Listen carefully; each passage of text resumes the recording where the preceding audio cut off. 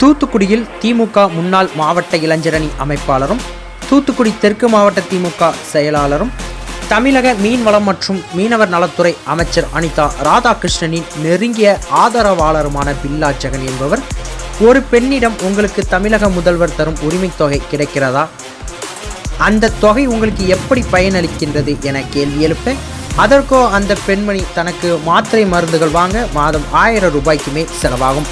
தற்பொழுது தமிழக முதல்வர் தரும் உரிமை தொகையானது தனக்கு மிகவும் பயனுள்ளதாக இருப்பதாக தெரிவித்துள்ளார். இதனைத் தொடர்ந்து பில்லா ஜெகன் அந்த பெண்ணுக்கு தீபாவளி பண்டிகைக்கு புத்தாடை வாங்க பணம் வழங்கியுள்ளார். இந்த வீடியோவானது தற்பொழுது சமூக வலைதளங்களில் வைரலாகி வருகின்றது. நம்பர் செல்லு எனக்கு இல்லையா? உங்களுக்கு எந்த ஏரியா?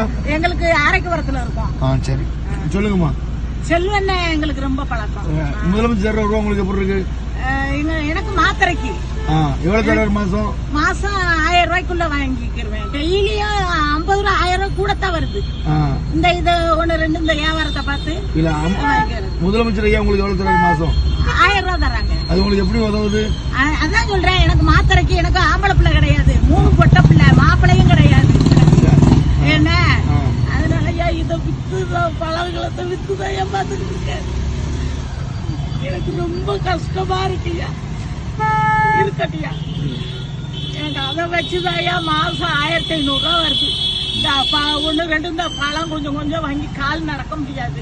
அதை வச்சுதாயா வித்து உங்க பேருக்கு ட்ரெஸ் எடுத்து கொடுங்க. சரியா, அவனுக்கு ரூபா 500 கொடுத்துருங்க.